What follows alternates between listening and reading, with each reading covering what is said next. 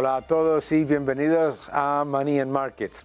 Estamos viviendo el fracaso más absoluto del keynesianismo. Lo primero es, obviamente, pobre Lord Maynard Keynes, porque, claro, todos estos que se definen como keynesianos se han olvidado de leer lo que decía el señor Keynes, cuando lo que decía era que los estados tienen que ahorrar y bajar impuestos en periodo de crecimiento, y en periodo de recesión o contracción económica, utilizar el ahorro acumulado para invertir en proyectos con rentabilidad real que se pagarían por sí mismos y una vez que la economía vuelve a crecer, volver a reducir impuestos y moderar el gasto público. Eso era lo que decía Keynes. ¿Qué es lo que han decidido los mal llamados keynesianos hacer? Todo lo contrario. Lo que han decidido es que la solución a todos los problemas macroeconómicos es mucho mayor gasto público, mucha mayor deuda y, por supuesto, monetizarlo, es decir, que el Banco Central compre mucha más deuda pública y con eso disfrace los desequilibrios estructurales. ¿Y cuál es la evidencia? La evidencia es que esas políticas empobrecen a los que fingen proteger. Lo que nos hemos encontrado en Estados Unidos, en la eurozona, etcétera, es la destrucción de la clase media por dos vías. Número uno, la vía monetaria, la pérdida del poder adquisitivo de la moneda al imprimir masivamente moneda muy por encima de la demanda de la misma y, por supuesto, ¿para qué? Para aumentar los desequilibrios fiscales, ha llevado a una pérdida de poder adquisitivo de los ciudadanos, que son precisamente los que pueden ahorrar, etcétera, que lo que ha llevado es adicionalmente a una pérdida constante de capacidad de subir la escalera económica para la clase media. Por supuesto, en la parte monetaria, la inflación, el impuesto escondido, que es un factor siempre monetario, y siempre monetario porque los bancos centrales no imprimen moneda porque sean tontos o porque les dé la gana, sino porque tienen que mantener los desequilibrios fiscales creados por los estados durante más tiempo. Política monetaria y política fiscal. La primera manera de empobrecer a la población vía la inflación, el impuesto escondido. La segunda, los propios impuestos, los de verdad, los que te ponen todos los días en tus productos, en lo que produces, en lo que creas, en lo que ganas, etcétera. El aumento de los impuestos recae siempre sobre la clase media. A la clase media se les engaña con el mensaje de no se preocupen ustedes que vamos a subir los impuestos solamente a los ricos. Es el engaño más antiguo de la historia. Y ese engaño lo que lleva es a que después le suban los impuestos a ti, a mí y a todos los que producen y ganan algo de dinero. ¿Qué es lo que está ocurriendo en realidad? Nada más que la mayor transferencia de riqueza desde los sectores productivos al Estado. ¿Y qué es lo que hace el Estado? Nada más que aumentar sus desequilibrios, porque claro, te dicen, no se pueden bajar los impuestos porque hay déficit. ¡Oh, sorpresa! ¿Y por qué hay déficit? Porque aunque aumenten los ingresos, el Estado gasta mucho más. ¡Oh, no me digas! ¿Y qué es lo que ocurre? Que se dispara la deuda y como se dispara la deuda, no se pueden bajar los impuestos. ¿Veis el truco? El truco es que el Estado crea su propio desequilibrio y luego te transfiere a ti el agujero diciendo que no se puede hacer otra cosa. Y sí se puede hacer otra cosa. Y sí se puede hacer otra cosa. Es absolutamente aberrante que en el mundo hoy en día se esté con la temeridad de decir una y otra vez que hay que ver que es que Milei en 100 días no ha solucionado la economía de Argentina, hay que ver que Bukele no ha solucionado la economía de El Salvador rápidamente.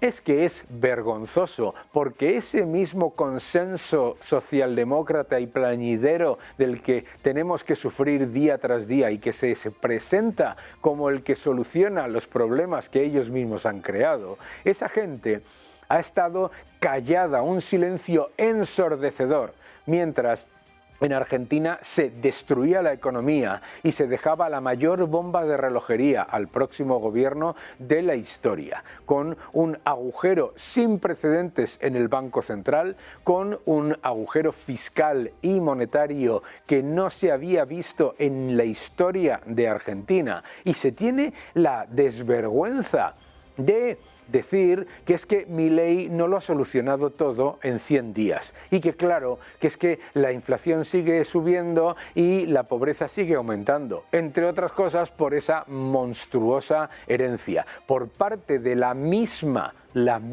gente que está diciendo que la solución para Europa y la solución para Estados Unidos es seguir el modelo argentino, es decir, imprimir moneda sin control, aumentar masivamente el control del gobierno dentro de la economía, destruir monetariamente a los sectores que producen y que exportan. Esa es la realidad. Eso es lo que ellos quieren y eso es lo que están intentando defender con esa basura intelectual que es la teoría moderna monetaria, que no es ni teoría ni moderna porque se ha implementado toda la vida, que es la destrucción de la moneda y de la situación económica para aumentar masivamente los desequilibrios fiscales. Y me preguntarán muchos de ustedes, ¿por qué alguien va a defender que se destruya el poder adquisitivo de la moneda y se aumente masivamente el gasto público y con ello se reduzca el crecimiento y se empeore la situación económica? La razón por la que lo hacen es porque es la mejor manera de expropiar la riqueza de un país a favor de una élite política que, eso sí, viven muy bien de la destrucción del poder adquisitivo de la moneda. En El Salvador es como mínimo hilarante escuchar al consenso socialdemócrata decirnos que la economía no va bien con un crecimiento del 3% y pasando de ser el país más inseguro de toda la región al país más seguro. Curiosamente, dicen que la economía no va bien, pero la gente ya puede salir a comprar sin esperar que les maten. Y la realidad es que cuando a la vez esa misma gente está diciendo lo bien que va Chile o Brasil con un estancamiento absolutamente injustificado. Esta es la realidad. La realidad es que los que se presentan como los defensores de las políticas sociales, solamente en la historia de la economía lo que han hecho ha sido destruir a la clase media, destruir la economía, aumentar masivamente el peso del Estado y echarle la culpa a cualquier otro, excepto al único que puede hacer que se destruya el poder adquisitivo de los salarios y de los depósitos año tras año sin control, que es el Estado. Que no te engañen.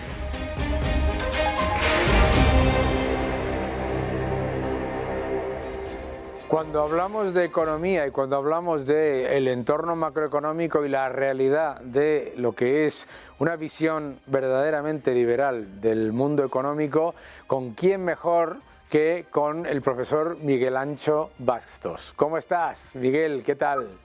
Buenos días, don Daniel. Vamos a saludar. Mil gracias por unirte, ya sabes que estás en tu casa, mil gracias por estar en el programa. Y Miguel, a mí me gustaría empezar por tu valoración de estas primeras medidas que ha estado tomando Milei en Argentina. ¿Cómo ves tú, bueno, pues las medidas que se están llevando a cabo? Teniendo en cuenta también, por supuesto, pues lo que ha sido la herencia más absolutamente devastadora jamás recibida por un gobierno, ¿verdad? Las medidas, creo que vosotros las habéis analizado mejor que pueda analizarlo yo, pero las medidas básicamente son un recorte del gasto público. Yo creo que por la vía de licuar el gasto, o sea, hacer subir el gasto menos que la inflación, o sea, recortes en pensiones, eliminación de subsidios a la energía y al transporte, son un recorte del gasto que tiene su fruto, pues, por ejemplo, en lo que estamos viendo, en cierto superávit fiscal y cierta recuperación del valor del peso, ¿no? A nivel global y que el riesgo país haya reducido mucho. Otras medidas son la liberalización de los alquileres. ¿Qué pasa? Buena parte de las medidas van en el decreto ómnibus. El decreto ómnibus ya lo retiraron y ya fue rechazado en el Senado. A ver qué queda después de estas medidas, a ver qué es capaz de negociar y a ver qué es capaz de hacer. Yo de Milei lo que más valoro es el discurso. más que las medidas que puede llevar a cabo, con lo importante es que se puedan hacer. Es decir, que es un cambio de discurso, es un cambio en la forma de enfrentar la economía y una forma de decirle la verdad a la población, ¿no? Porque por primera vez en mucho tiempo se está prometiendo sufrimiento, dolor, recortes, que no se puede vivir así, que no se puede gastar sin tener más, ¿no? Y eso es lo importante. Está diciendo el gobierno la verdad y eso es un punto muy importante para empezar a concienciar a la población. Después, en qué se concreten las medidas, lo iremos viendo. Lo iremos viendo con las negociaciones, que yo las veo difíciles. Algo conseguirá, pero no va a conseguir. Las negociaciones claramente muy difíciles porque el estatismo tiene muchos intereses y muchos incentivos perversos. Pero me interesa lo que tú acabas de decir porque es... por lo menos sorprendente ver que ha ganado las elecciones una persona que lo que está diciendo es que no hay dinero y que lo que no se puede hacer es simplemente pasar a las generaciones futuras nuestros desequilibrios, porque eso sí que es una política antisocial, ¿no? No hay nada más antisocial que pasarle a nuestros hijos o a nuestros nietos los excesos que nosotros estamos acumulando. Así es. Es más, yo creo que eso es lo más importante. Más que incluso que pueda viralizar el alquiler o que hacer una serie de recortes. Cuidado, que también son importantes, ¿no? Pero lo importante es concienciar a la población de que esto no puede seguir así. De que la solución no es tirar más para adelante aún, sino que empezar a convencerlo, porque una vez que convenzas a la población va a pedir más de esto, no va a pedir menos de esto. Porque a poco que se haga en Argentina, los resultados van a ser espectaculares. Pero lo importante es explicarle a la población que no puede ser así, que no hay dinero, que el Estado no es omnipotente, que no puede crear riqueza de la nada y que tenemos que vivir en cada momento con lo poco que podamos disponer, o lo poco o lo mucho que podamos disponer. No a crédito toda la vida, porque hay un momento en el que el crédito se acaba. Y que la población entienda y que lo vaya asimilando, como creo que se está haciendo, por lo menos en amplios segmentos de la población, yo creo que es vital. Porque es lo que decía Gramsci. Gramsci no decía de hacer el socialismo, Gramsci decía de hacer socialistas.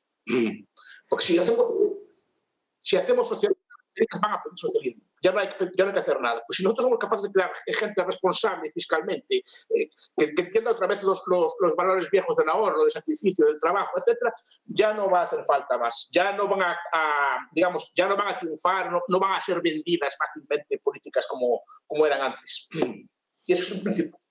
A largo plazo eso es lo principal. Sí. Efectivamente.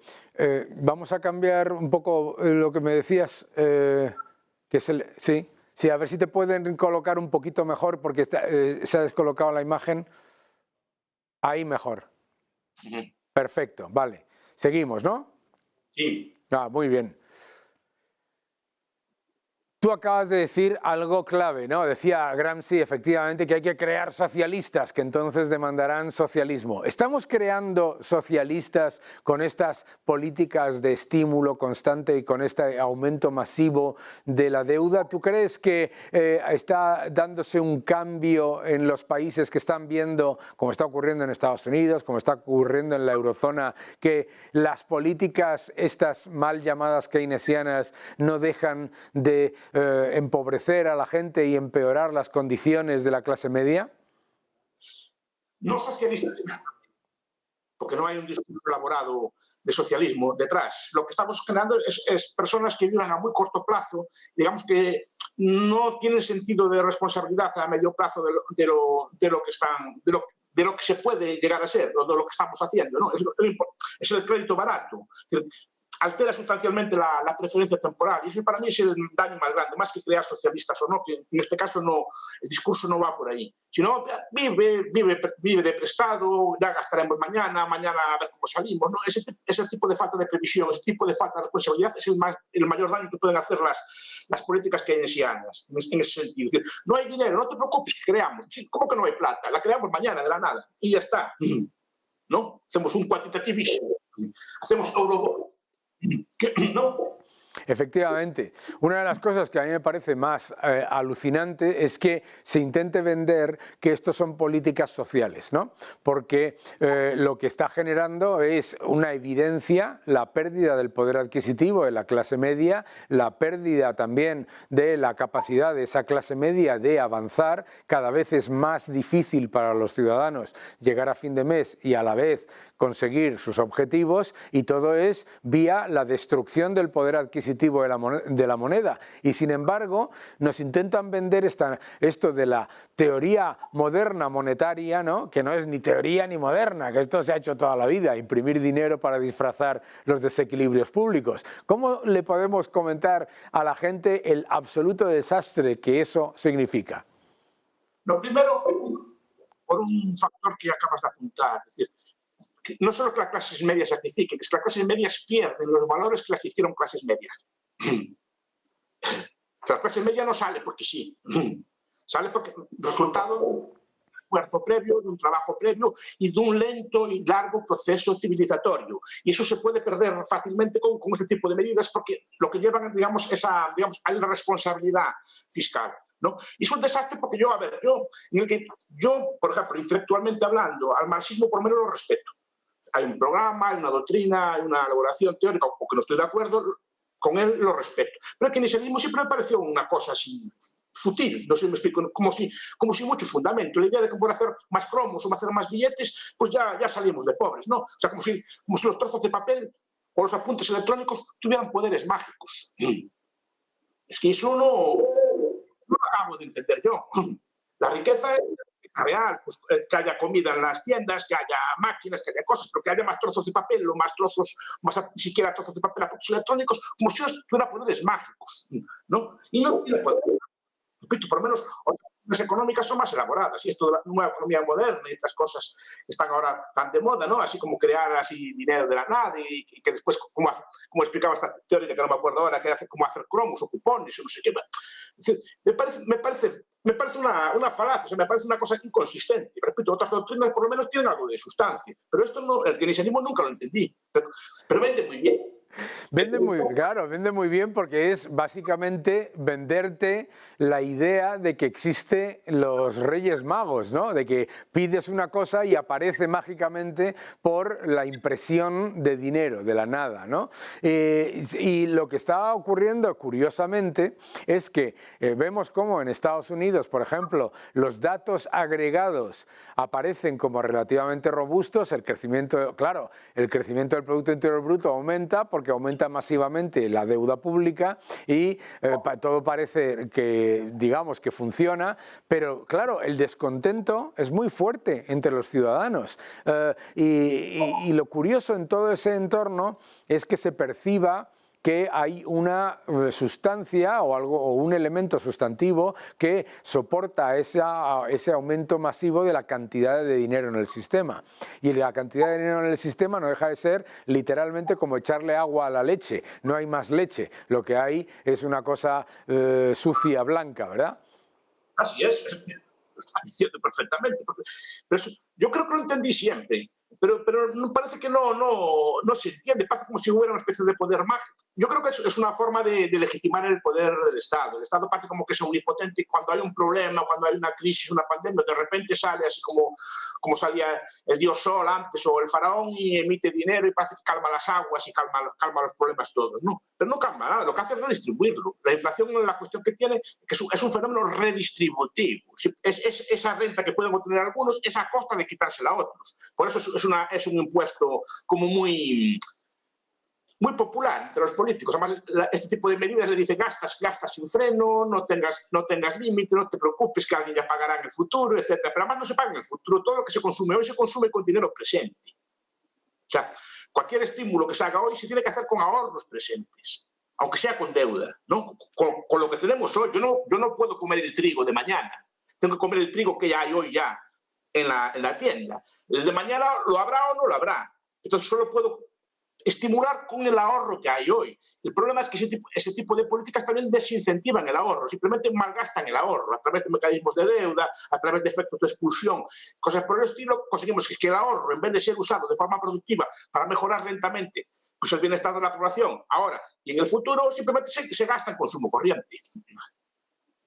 Claro, es que estamos hablando de una sociedad que ha empezado a mirar la forma de creación de riqueza al revés. Es decir, en vez de decir hay que crear riqueza desde el ahorro y la inversión prudente, lo que se crea es un Producto Interior Bruto que está dopado vía la deuda y el gasto corriente innecesario. Y entonces, claro, no es ninguna sorpresa que la productividad caiga, que empeore en la situación de los ciudadanos y que la gente se empobrezca. Y sin embargo, lo que vemos es, sobre todo entre los jóvenes, que hay como una especie de fascinación con el marxismo y con el socialismo, a pesar de su fracaso absoluto cada vez que se ha implementado, y como una animadversión hacia el capitalismo. ¿Cómo ves tú eso y sobre todo cómo lo comentas con tus alumnos?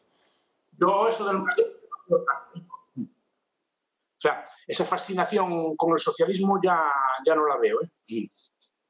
Están con otros debates, pero con el debate ya no hay nada un marxista que sepa algo de eso, entre los jóvenes, o que tenga interés. Alguno hay, pero no hay mucho. Las ideologías de la modernidad, el marxismo, etcétera, están de capa caída. Ahora vienen ideologías más posmodernas, ¿no? Pero tampoco, efectivamente, y hay relativamente un mayor interés por el capitalismo que en otras épocas. ¿Qué pasa? Sigue siendo minoritario, ¿no? Pero empieza a haber jóvenes que yo nunca pensé que los hubiera haber, jóvenes de 18, 19 años interesados en estas cosas. Lo veo todos los días. O sea, ahora no es mayoritario. Eso es absolutamente cierto, porque una de las cosas que nosotros percibimos en las redes sociales y en los mensajes es que en lo que es las redes sociales, en YouTube, en todos los medios de comunicación más directos con la juventud, las ideas de la libertad ganan por goleada, ¿no? Y yo creo que de hecho la popularidad de personas como Milei y obviamente también la popularidad de tus vídeos, etcétera, demuestra eso, ¿no? O sea que hay una gran esperanza. ¿Cómo lo ves tú? Yo no sé si pero no, para mí principalmente un correo de vez en cuando, sobre todo jóvenes, cosa que antes me extrañaría. Hoy en día parece que no es así. Por lo menos estoy viendo que existe una juventud económicamente formada, económica y socialmente formada en valores. Esto antes no lo había. Te lo digo yo que no llevo años dando clase. Esto antes no lo había. Eran ideas muy extravagantes. Sí que había marxismo, pero hoy en día puede haber que de alguno, y casi prefiero que los haya. Mire, me gustan más las ideas modernas que las posmodernas, ¿no? Pero no hay como había antes, aquellos marxistas formados que discutían, eso ya no lo veo. Puede que de alguno, pero ya no los veo. Básicamente lo que hay son deificadores del Estado como la solución a todo, ¿no? El estatismo, que si hay algo que ha demostrado es el fracaso absoluto. La eurozona es un ejemplo de esa equivocación a la hora de poner al Estado como el pilar fundamental, pero claramente lo que se ha, digamos, movido es ese marxismo cultural hacia el estatismo que deifica la figura del gobierno como ese gran factor que lo soluciona todo, ¿no? A ver, lo que es normal, no se enseña habitualmente en los medios de comunicación, en los medios educativos normales, pues se tiende un poco a deificar al Estado. Tampoco es como era antes, ¿eh? Tampoco es como era antes. Yo creo que cierto cuestionamiento empieza a verlo. No es como era antes. ¿Sabes quién hizo daño? A nuestra generación, no la de ahora. Totalmente de acuerdo, porque claro, lo que los jóvenes están viendo ahora es que les han contado la película del contrato social, que van a recibir una pensión. Ellos ven que no van a recibir la pensión por la que están pagando, ellos ven que no van a recibir todo aquello lo que les estaban vendiendo que el Estado regalaba, ¿no? Y como decía Ronald Reagan, la inflación es el precio de las cosas que el Estado te decía que eran gratuitas. Y claro, inflación persistente es un problema significativo, ¿no? No, porque además hay una cosa, Daniel, que muchas veces se incide. No puede ser que la pensión media sea superior que el salario medio. O sea, la pensión media de los jubilados en los últimos años está siendo superior al salario medio. Yo quiero que los jubilados cobren bien, pero no es normal. eso, no normal que una persona joven que está trabajando, que está empezando su vida, tenga un salario bueno, que pueda, un salario decente, que pueda, después de su trabajo, pues, formar una familia, comprar una casa. No puede ganar más que el que está, digamos, que ya está retirado, que ya tuvo tiempo para hacer todo eso, ¿no? Y claro, el joven es que tiene que pagar pensiones a personas que cobran más que ellos. Es decir, eso no incentiva mucho precisamente, ¿no? Efectivamente. Efectivamente. Miguel, qué gusto a poder charlar contigo. Ya sabes que estás en tu casa. Esperamos que puedas unirte a nosotros siempre que puedas. Hemos tenido algún pequeño problema con el sonido, pero los mensajes son absolutamente claves. Y muchísimas gracias por estar con nosotros. Y sí, a todos vosotros, seguid defendiendo la libertad.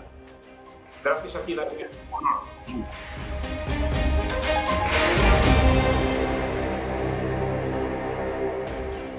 Nuevos máximos del oro. En este programa hemos estado repitiendo casi hasta nivel machacón la importancia que tiene para cualquier inversor tener oro ante la destrucción monetaria, ante la evidencia de que los bancos centrales no pueden controlar a unos estados que se han vuelto completamente extractivos y que están utilizando las herramientas fiscales para aumentar masivamente los desequilibrios, mientras los bancos centrales no pueden hacer literalmente otra cosa que decir que son relativamente hawkish, como se dice en el mercado, o endurecer su política, pero en realidad lo que el mercado descuenta es que la destrucción monetaria es brutal. Para hablar de estos nuevos máximos del oro y de muchas cosas más, vamos a juntarnos durante unos minutos con mi querido amigo Gustavo Martínez. ¿Cómo estás? Muy bien, Daniel. ¿Qué tal? Muy bien, ¿Qué tal todo? Encantado bueno, estar contigo también. El oro 2.300 y alcanzando nuevos máximos. A principio de año nos decían que es que el oro no merecía la pena, que había que estar en renta fija. Bueno, hay que recordar, y la renta fija que no lo está haciendo nada bien, que este era el año de la renta fija y que no había que tener oro sino bonos. Y lo que demuestra es que lo que tenía que hacer uno era no tener renta fija, que sí hay que tener algo de renta fija, pero sí que había que tener oro. ¿Cómo ves tú la situación en general ahora que ha alcanzado nuevos máximos históricos? Bueno, muchas gracias, Daniel, y muchas gracias por permitir expresar mi opinión en el programa libremente, ¿no? Hemos avisado de la importancia del oro aquí mucho tiempo ya. Yo creo que llevamos más de un año, cuando el oro estaba cotizando en $1.600, ¿no? 1.600. Y ahora está ya en 2.280, casi en $2.300, marcando nuevos máximos históricos. Y muchos se preguntan, ¿no? ¿Y ahora qué? Porque no para de subir y hacer máximos históricos. Lleva subiendo más de un 12% en el último mes. Bueno, pues ahora es el momento de seguir comprando oro, ¿no? Yo creo que el oro está empezando a anticipar algo que es inevitable y que acabas de decir tú, ¿no? Un escenario de represión financiera y los números hablan por sí solos, los números no engañan, ¿no? Tenemos una deuda en Estados Unidos que es de 34 billones de dólares, ha subido un 50% desde el nivel de la pandemia, cuando lo teníamos en 23 billones de dólares. Los americanos se endeudan en 11.000 millones de dólares diarios, que, para que te hagas una idea, es la capitalización bursátil de ACS, todos los días, y unos intereses de la deuda que es la partida presupuestaria más grande que existe en Estados Unidos ahora mismo, con 1,5 billones de dólares anuales, casi doblando el presupuesto que tiene Estados Unidos en defensa. Entonces es obvio que por mucho que quieras ser hawkish, lo que estás haciendo es imprimir más y más y más y más, y el mundo tiene que funcionar con inflación y los tipos de interés van a estar por debajo de esa inflación, con lo cual el ciudadano se va a empobrecer cada vez más, y una parte del mercado lo está viendo claramente y por eso se está refugiando en oro. Claro, es que para muchos de los que nos estáis viendo, represión financiera es exactamente eso, los tipos de interés por debajo de donde está la inflación y por lo tanto y aumentar también masivamente la liquidez, que en realidad lo que es intentar empujar a los inversores a tomar muchísimo más riesgo, de ahí la palabra represión, y además llevar a los ciudadanos que tienen depósitos y que tienen su ahorro en activos monetarios a perder valor, represión financiera. Lo que mucha gente dice es, vale, ha subido de 1.600 a 2.300, yo ya me lo he perdido, ¿no? Pero claro, una de las cosas que yo le explico a todo el mundo es, si tú analizas Fíjate todo el escenario que tú acabas de decir. En los últimos 12 meses, 1,1 billones de dólares de intereses de la deuda, en un aumento masivo de la cantidad de dinero impreso por el gobierno vía déficit que después se monetiza. Claro, es que en realidad el oro no es que esté caro porque ha subido, sino que está barato con respecto a lo que viene en cuanto al agujero monetario.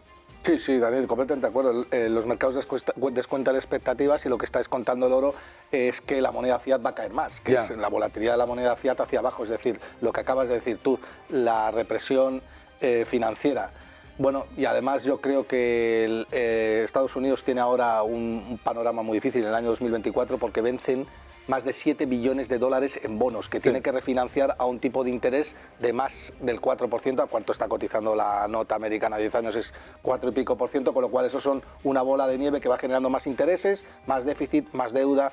Y bueno, pues ahí lo tienes, el oro te está diciendo, aquí no podemos seguir, ¿no? Claro, y además nos enfrentamos a un año de elecciones, y año de elecciones es año de gobiernos gastando como marineros borrachos, decía Clint Eastwood, ¿no? Sí, efectivamente. Y claro, todos esos datos que estamos diciendo no es que vayan a mejorar, es que van a empeorar, ¿no? En ese entorno, el oro llega a máximos históricos, pero las mineras de oro habían tenido un comportamiento muy malo, incluso cuando estaba subiendo el oro. Sin embargo, parece que empiezan a reaccionar. Esas mineras de oro llevan un 25% más o menos de revalorización, un poco más de un mes, y bueno, pues eso siempre ha sido uno de los elementos de divergencia en el mercado, donde tenías unas empresas que deberían estar correlacionadas con la commodity que no lo han hecho, ¿verdad? ¿Cómo ves tú el tema de las mineras de oro? Bueno, aquí también te agradezco, Daniel, porque hemos hablado bastante sobre las mineras de oro y yo creo que es donde más valor había precisamente porque bueno, estas subidas tan fuertes del oro, pues son subidas fuertes, lo que están produciendo es que incluso las mineras se pueden permitir el lujo de fallar en otras variables y aprovechar ese apalancamiento operativo que le puede dar el oro. Las mineras no han subido justamente porque han tenido el proceso de inflación, también les ha afectado a lo que se denomina los All-in Sustainable Costs, que son los AICC, que son los costes de extracción del oro. Esos estaban altos, pero estamos en un proceso que es, aunque va a haber inflación, es menos inflación de la que ya había, es decir, un proceso de desinflación, aunque no como el mercado descuenta, al menos la renta variable, y eso es beneficioso para las mineras, ¿no? Y bueno, algunos márgenes operativos con estos niveles del oro pues tienen que incrementarse bastante, y a pesar de que haya otras variables que no han sido del todo buenas, como por ejemplo la alocación del capital, algunos CEOs pues no lo han hecho bien en el pasado y tal, ahora yo creo que sí que es el momento de darles una oportunidad, ¿no? Ajá. Y dentro de esas mineras de oro, tú acabas de decir una cosa muy importante, algunas de ellas son máquinas de destrucción de valor en cuanto a su actividad como empresa particular. ¿Hay algunas que podrías tú recomendar o que consideres tú que pueden evitarte tomar una posición que después venga el equipo directivo y se cargue con una adquisición equivocada? Yo creo que eso que estás apuntando es muy importante también, porque dentro de las mineras pues hay CEOs y CEOs, ¿no? Yo creo que el CEO de Barrick es un tío muy bueno, que además consiguió llevar una de las mineras que dirigía antes a una de las empresas de mayor capitalización bursátil del FTSE 100. Y yo creo que Barrick Gold, por ejemplo, es una de las compañías que más potencial tienen en cuanto a que el CEO sabe muy bien lo que tiene que hacer, conoce muy bien el sector, sabe muy bien controlar los costes de extracción de oro y sabe muy bien dónde buscar oro, ¿no? Claro. Y no suele tirar demasiado el dinero. El problema de las mineras es que es un negocio muy intensivo en capital y muchas veces se tira demasiado dinero. Y por eso han estado tan penalizadas. Es que no puedes comprar algo barato sin que no esté pasando algo coyuntural, ¿no?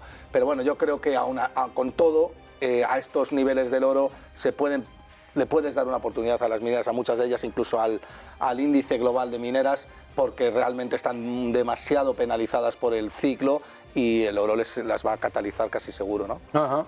Es interesante eso porque lo estamos viendo con muchos sectores similares, ¿no? Vemos el petróleo subir y también las mineras de petróleo están muy penalizadas precisamente por una asignación de capital vamos, no mala, no mala, sino la peor, porque claro, compran cuando suben los precios, venden cuando bajan los precios, invierten cuando los precios son muy altos y dejan de invertir cuando los precios son muy bajos. Son completamente procíclicas, ¿no? Yo les tengo mucha manía a esas empresas en general, pero también es verdad que hay un punto en el que todo lo que las está penalizando correctamente empieza a estar ya descontado. Y lo que sí tienes es un apalancamiento operativo ante un entorno que al final es el mismo. En el petróleo es lo mismo. O sea, en el petróleo no está pasando ninguna otra cosa más que la destrucción del poder adquisitivo del dólar. Baja el precio, el poder adquisitivo del dólar, sube el petróleo. Pero claro, eso nos lleva a los datos de inflación. Los datos de inflación del último dato que ha publicado Estados Unidos, el PCE, un desastre, desastre total, ¿no? Sí. Para todos aquellos que estaban aplaudiendo la bajada de la inflación. Bueno, además, Daniel, yo creo que es muy importante lo que has dicho. O sea, las mineras a largo plazo no son un buen negocio. Eso es importante. O sea, son un trading opportunities. Pero para que veas, Daniel, que no hay que casarse con ningún tipo de activo ni ser fan de ningún tipo de activo, sino analizar. Lo que pasa es que, dado el ciclo en el que estamos, pues parece que esas divergencias históricas tan grandes, si se produce una reversión a la media, como normalmente se suele producir, y además es mucho más factible con un oro cotizando a estos niveles, lo normal es que haya valor. Claro. En el corto plazo, pero no es una buena idea. 15 años vista, no te puedes quedar a... Y con respecto a la inflación, pues ¿qué te voy a contar, Daniel? Si lo acabamos de decir, si vencen 7 billones de dólares en bonos y Estados Unidos tiene unos intereses de la deuda de más de 1 billón, pues yo creo que es obvio que va a haber repuntes en la inflación, ¿no? Claro. Es que no das tiempo a que la producción absorba toda esa inflación, es por una cuestión de sentido común y de saber operar en matemáticas, operaciones sencillas, es fácilmente dilucidable que vamos a seguir teniendo inflación a futuro, ¿no? Es que además, tú acabas de decir una cosa muy importante, el nivel de destrucción monetaria es tan rápido que es virtualmente imposible que los ciudadanos puedan recuperar poder adquisitivo. Esa es la clave, y la clave del descontento de los ciudadanos con la economía. Este viernes estaba en un programa en Making Money en Fox Business y me decían el nivel de aprobación de la administración Biden con respecto a la economía es del 38%. O sea, es alucinante. Entonces, claro, la gente lo que percibe es eso. Primero, que la inflación es persistente. Segundo, que la inflación que sufre el ciudadano es muy superior a la que sale en los titulares. Pero hay otro factor increíble que ha pasado no desapercibido, pero en Europa desde luego no se habla. El Producto Interior Bruto de Estados Unidos, año 2023, ha crecido aparentemente de manera robusta, un 2,5%, pero es que el ingreso interior bruto se ha quedado en un más 0,5%, más 0,5% después de aumentar el déficit en casi 2 billones de dólares. Es un desastre económico brutal. Bueno, Daniel, y además es que casi todo el crecimiento del PIB es por deuda. Todo. Gasto público. Todo. Sí, claro, mira, 2 billones son 1 billón y pico. Bueno, y luego tenemos un déficit en Estados Unidos que ya se reconoce que va a ser casi del 10% estructural al año. Es que es una barbaridad. Y además yo creo que el ciudadano tampoco está mentalizado y siguen vendiendo la moto con que la inflación es culpa del empresario. Sí, eso no funciona. Ya, pero fíjate que mientras que el ciudadano no cambie el chip, como por ejemplo ha podido pasar en Argentina, pero claro, ¿a qué coste? Claro. Porque en Argentina ha sido a coste de que cada 2 ciudadanos uno sea pobre, ¿no? Y con una inflación de casi el 200% anual. Entonces, bueno, esperemos que no llegue la sangre al río y suceda esto en Europa, pero a mí no me parece que sea muy alentador el camino, ¿no? No, porque además cuando se empieza con la idea de los bancos centrales tienen que acostumbrarse a una inflación superior al 2% y más cercana al 3%, hombre, pues ya le han metido ahí un pico cada década brutal, de un 1% anual, que lo haga la gente y que calcule el impacto que supone en sus salarios, en sus depósitos, etcétera. Por eso hay que estar invertido y por eso es tan importante estar invertido. Es que me parece increíble que la gente no entienda que le van a destruir el dinero que tiene en el bolsillo y que por lo tanto si no invierte de manera ordenada y de manera adecuada se va a encontrar con un problema mucho mayor, ¿no? Sí, pero es que además, Daniel, la gente, o sea, tener moneda fiat es estar posicionado ya en una liquidez que te va empobreciendo. Claro. Pero tú fíjate, Daniel, si tenemos una inflación estructural del 3,5%, y tú tienes ese capital parado en una cuenta corriente, significa que prácticamente has perdido en 10 años la mitad del poder adquisitivo. Claro. Porque el gobierno te ha extraído ese poder adquisitivo, te ha robado, ¿no? Claro. Vamos a decirlo tal cual. Pero es que si tú, por ejemplo, estás invertido en oro desde que se puso fin al patrón oro en el año 1971, el oro en términos nominales ha multiplicado por 60, porque estaba en $35 la onza, ahora está en 2.280, con lo cual hay una multiplicación por 60 en términos nominales, en términos reales por 7. Claro. Pero es que has obtenido más rentabilidad que el Standard & Poor's 500. Es que esa es la clave, porque la gente te dice, no, es que el oro no tiene valor, no tiene rentabilidad intrínseca, pero vamos a ver, si lo que no tiene rentabilidad intrínseca es la moneda fiat. Efectivamente. Claro, eso sí que no tiene rentabilidad intrínseca ninguna. Y claro, el otro día me decía alguien, es que invertir ahora tiene mucho riesgo, yo prefiero estar en liquidez. Y le digo, hombre, primero, deberías saber que si estás en liquidez tienes una posición corta contra el mercado. Exactamente. Es que la gente no lo ve así. Sí, la gente dice, ¿por qué es que los bajistas? Bueno, pues tú eres bajista, si estás en liquidez. Pero es que además, si estás en liquidez, lo que estás literalmente es perdiendo un 4-5% anual en rentabilidad con respecto al mercado, ¿no? Sí, sí, además, Daniel, es muy importante eso que dice. Lo que pasa es que, claro, que al final la gente, pues esto a lo mejor son conceptos un poco más profundos, pero para eso están los programas como el tuyo, claro, ¿no? Para verlos y formarse, ¿no? Pero es cierto que la gente dice, no, es que quiero estar en liquidez porque no quiero asumir riesgo, y lo que tienes es una volatilidad grandísima por estar en liquidez, porque estás, lo que acabas de decir, perdiendo como mínimo un 5% al año, que eso al cabo de 10 años es más de la mitad del poder adquisitivo. Claro. Con lo cual, que la gente no tenga miedo, que la gente huya de la moneda fiat, porque la moneda fiat a día de hoy es represión financiera, mientras que el socialismo esté tan metastazizado a nivel de sociedad. Y que si no quieren asumir mucha volatilidad pueden comprar oro, que a niveles desde 1971 se ha multiplicado por 6 o por 7 y tiene menos volatilidad que la bolsa, ¿no? Claro, y que en cualquier caso lo que tienen que ser conscientes es que, como decía Ronald Reagan, lo que te dice el gobierno que es gratis se paga con inflación. Sí, ¿Vale? O sea, que toda la inflación es el precio de las cosas que el gobierno te decía que eran gratis. Lo más importante, por lo tanto, es estar invertido, y yo creo que adicionalmente hay una cosa que ya se ha roto.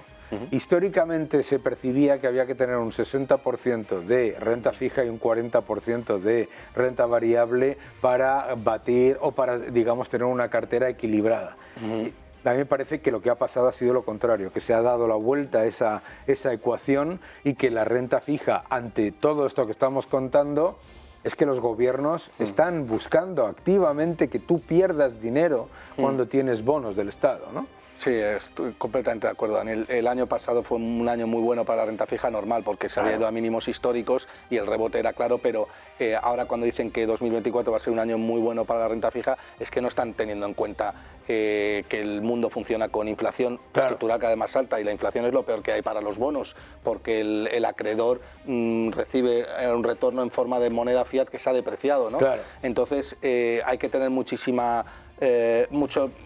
yo creo que sentido común para ver que el panorama es donde tienes que estar es en activos que te protejan contra la inflación. El mejor activo para proteger contra la inflación es la renta variable a largo plazo, como se ha demostrado, y el oro. No hay más. Hay que tener, y además hay que verlo desde ese punto de vista. O sea, el oro, el Bitcoin, etcétera, son factores que te permiten reducir el riesgo de la destrucción del poder adquisitivo de la moneda. Y a todos ustedes, a ver si lo entienden, la mejor manera para los gobiernos de perpetuarse en el poder es destruir el poder adquisitivo de la moneda que emiten. Y todos los que piensan que el gobierno va a defender el poder adquisitivo de la moneda no es que estén equivocados, es que parece que no entienden cuál es el objetivo final, que es el control. Muchísimas gracias, Gustavo. Un fuerte abrazo. Gracias por venir a tu casa. Gracias. Y a todos ustedes nos vemos dentro de un minuto.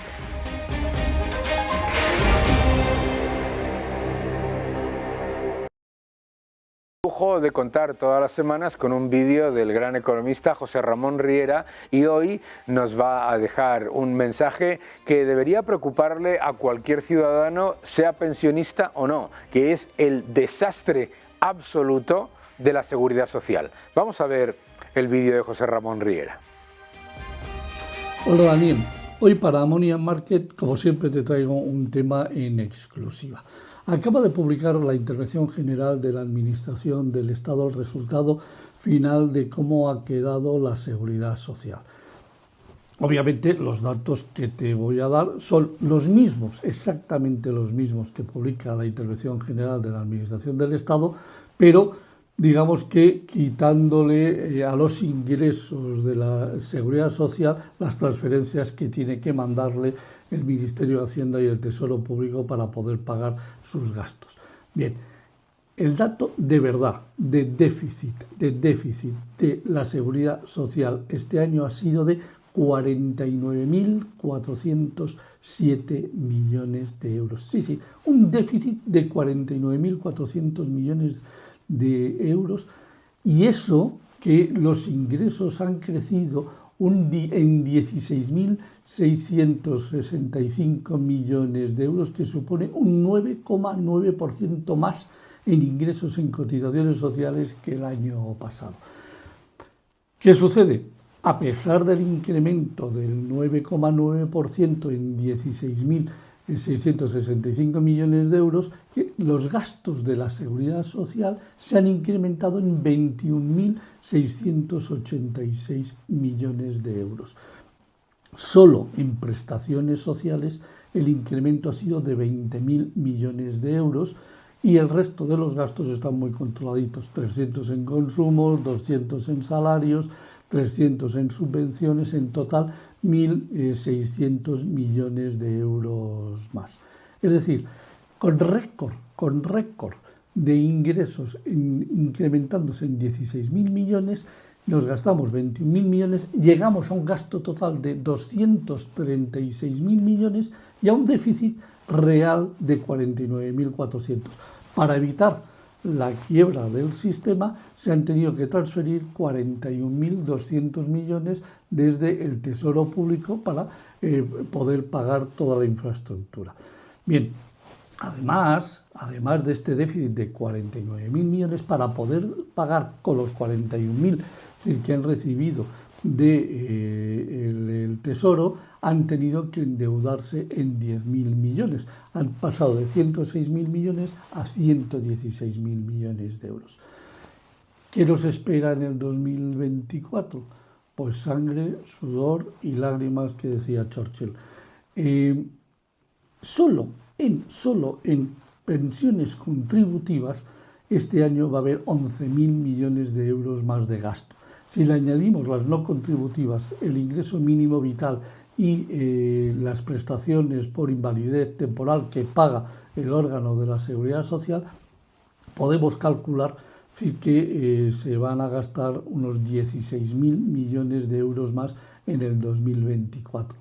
Vamos a ingresar 16.000 millones de euros en cotizaciones sociales, para continuar exactamente estando en el mismo lugar. Complicado, muy complicado. Y te voy a decir por qué es muy complicado, además. Porque resulta que en el mes de enero los ingresos por cotizaciones sociales han sido de 16.600 millones, 200 millones menos de ingresos que en el mes de diciembre. ¿Esto qué quiere decir? Que hay menos gente cotizando. Y por lo tanto, si pensamos que necesitamos 16.000 millones, quiere decir que necesitamos todos los meses 1.300 millones para estar igual. Si ya en el mes de enero, con datos oficiales, no solamente no hemos ingresado 1.300 millones menos, sino que hemos ingresado 200 millones menos que el mes anterior, quiere decir que ya tenemos 1.500 millones menos de ingresos de lo que se necesita para igualar. ¿Qué quiere decir? ¿A dónde vamos? Vamos realmente a un gravísimo problema en los finales del año 2024, donde para poder equilibrar las cuentas se van a necesitar más o menos endeudar en otros 10.000 millones y aproximadamente van a necesitar mandar 45 a 50.000 millones de la caja del Estado en transferencias corrientes para poder pagar todos los gastos. Esto es una auténtica barbaridad. Estamos ya en el mes de abril y no se ha hecho absolutamente nada para arreglar este problema.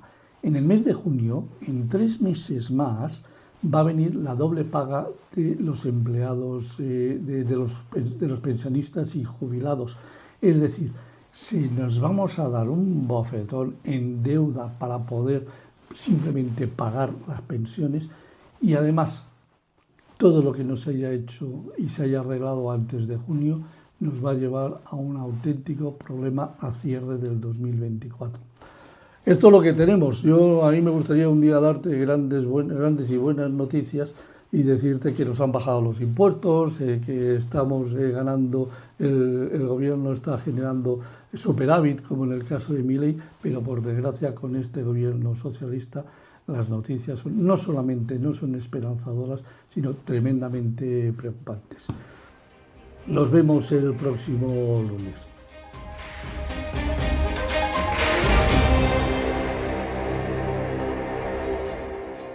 Ojo que vienen curvas. En los últimos meses el mercado ha estado soportado por un nivel masivo de liquidez neta. ¿Qué significa esto? Que aunque el balance de los bancos centrales, de la Reserva Federal en particular, se estaba reduciendo teniendo en cuenta la venta el vencimiento de los bonos que tenían atesorados en el balance, lo que ha ocurrido es que vía otras maneras de inyectar liquidez, la liquidez neta no solamente se mantenía, sino que aumentaba, y eso ha generado un nivel de complacencia en los mercados que ha llevado a expansión de múltiplos, fortaleza en la renta variable y una mejora generalizada de la percepción sobre el riesgo para los inversores. Pero debemos tener en cuenta algo.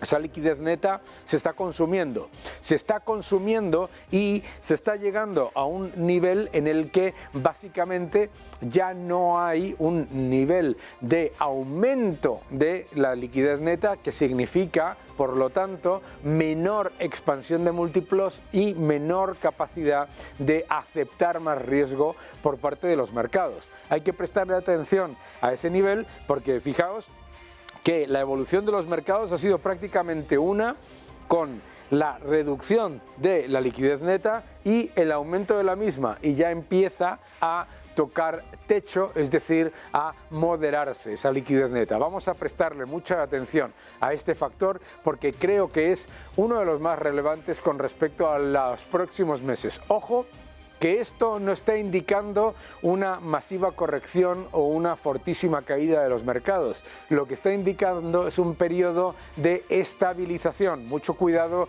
con pensar que estamos hablando de que viene aquí un desastre. No, estamos diciendo que el proceso de expansión de múltiplos y de toma de mayor riesgo va a estar menos soportado por las inyecciones de liquidez.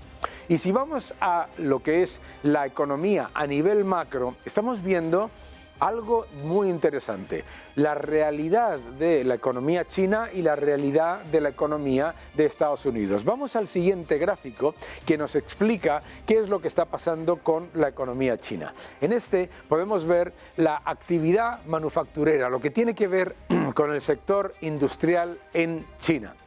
El sector industrial en China, en este gráfico, cortesía de Bloomberg, empieza a repuntar, demostrando varias cosas. Número uno, que no se necesitaba un enorme impulso fiscal para que mejorase, que era una cuestión de tiempo, era una cuestión de absorber parte del exceso creado en el sector inmobiliario a corto plazo.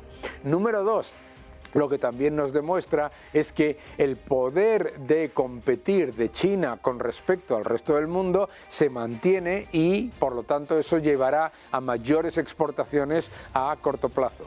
Número 3, que la reducción de inversión financiera directa que se ha dado en China venía fundamentalmente del sector inmobiliario. Por lo tanto, China empieza a despertar sin necesitar un gigantesco estímulo fiscal que hubiera sido contraproducente.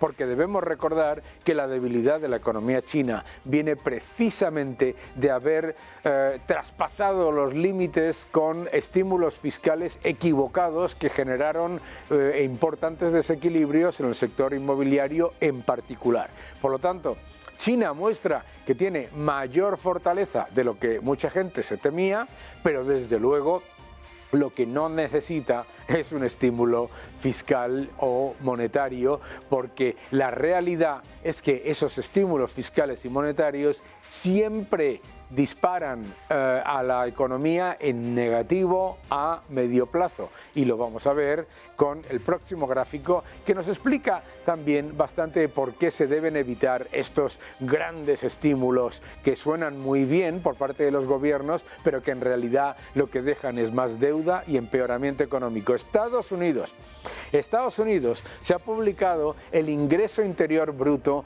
de Estados Unidos. Ese ingreso interior bruto lo que nos demuestra es que, aquí lo podéis ver, la economía en el año 2023 creció en términos reales, lo que es la economía doméstica, un 0,5% solamente, con un aumento masivo del déficit y un aumento masivo de la deuda. Es decir, lo que está mostrando el ingreso interior bruto con respecto a un Producto Interior Bruto que está dopado con un alto nivel de deuda es que, número uno, ese nivel de ingreso interior bruto muestra que efectivamente la economía norteamericana sí está en estancamiento, pero también lo que nos muestra es que la media del ingreso interior bruto y el PIB, que es lo que muchos economistas miran, también muestra un crecimiento muy pobre con respecto al brutal aumento de deuda por parte de la administración de Biden. Y esto es importante entenderlo de nuevo, porque hablábamos antes de estímulos fiscales, estímulos monetarios. Es que el estímulo fiscal 2021-2024 en Estados Unidos a lo que ha llevado realmente es a esta bajísima mejora en lo que es la economía de verdad, la economía interna, la economía de Estados Unidos, y además, y esto es muy importante, a un empeoramiento en los salarios reales. ¿Por qué? En 4 años de crecimiento, porque debemos recordar que la administración Biden tomó la economía ya en recuperación, y además en recuperación muy fuerte. En 4 años de crecimiento, los salarios reales en Estados Unidos solamente han subido un 0,7%, comparado con en el periodo previo anterior, los 4 años anteriores, más de un 2,5% anual. Esto es importante darse cuenta porque demuestra por qué estos estímulos fiscales son tan malos. Son tan malos porque son unas inyecciones de gasto que viene por parte de los gobiernos de tirar de más deuda, de tirar de más impuestos, de empeorar la situación para los sectores productivos, y lo que dejan es mayor deuda y peores circunstancias laborales. Vamos a hablar sobre el mercado laboral, porque el mercado laboral en Estados Unidos, como demuestra el próximo gráfico, es también para mirarlo con detalle. Ojo, al próximo gráfico podemos ver, cortesía de Bloomberg, cómo lo que es la creación de empleo se ha mantenido relativamente estable, ¿vale? Pero tenemos un problema con este dato. En este dato hay 50.000 empleados públicos nuevos mensuales en cada uno. Es decir, lo que nos hemos encontrado es un periodo de creación de empleo relativamente robusta, pero sin aumento de los salarios reales. Los salarios reales, lo estaba comentando hace un minuto, en los últimos 4 años han crecido un 0,7% anual. Claro, muchos de ustedes dirán, bueno, pero es que esto comparado con la eurozona es una maravilla. Claro, pero es que Estados Unidos debería estar generando 300.000 empleos en el sector privado, y no un nivel de empleo en el que el empleo ha tiempo parcial y el empleo público disfraza unas cifras en las que además los salarios reales son muy pobres. De hecho, en el último año los salarios reales han empeorado en términos relativos. Esto es importante tenerlo en cuenta de cara a las expectativas con respecto a la economía norteamericana en los próximos meses, porque todos estos desequilibrios se acumulan ¿en qué? En deuda. Vamos a ver el próximo gráfico. En el próximo gráfico lo que nos muestra es, por primera vez en mucho tiempo, cómo Estados Unidos ha pasado de ser una economía en la que el nivel de aumento de deuda era significativamente menor al de los países comparables, Canadá, Eurozona, Japón y Reino Unido, es decir, los que, digamos, la otra parte de la liquidez que generan los aumentos de deuda en el mercado. Pero atención, es que hace ya tiempo que ese nivel de endeudamiento es demasiado elevado y puede poner en peligro la posición del dólar en la economía global. No es extraño, por lo tanto, que esos países estén ahora haciendo una política diferente y en vez de acumular reservas, es decir, bonos del Tesoro norteamericano, estén reduciendo posiciones en bonos del Tesoro americano. Atención a esto, porque este problema creado aquí en particular es extremadamente peligroso, porque esto lo podemos achacar al COVID, pero desde luego esto absolutamente no. Vamos al siguiente gráfico que lo ilustra de manera, yo creo que también muy evidente, y es cómo ha ido empeorando la senda de endeudamiento de Estados Unidos en los últimos años. Veréis, esta es la expectativa de aumento de deuda en el año 2021. En el año 2021, con el gasto público que se había acumulado y con el nivel de déficit que había, las estimaciones de aumento de deuda eran relativamente moderadas, pero de aumento de deuda, y de ahí la importancia de los techos de deuda y de cierre de gobierno. Atención, en el año 2023 las estimaciones de ese nivel de endeudamiento es que se han multiplicado, Ojo, que es que Estados Unidos en el último año ha gastado, lo tenemos en los datos de lo que es el déficit, más de 1,1 billones de dólares en los últimos 12 meses en intereses de la deuda.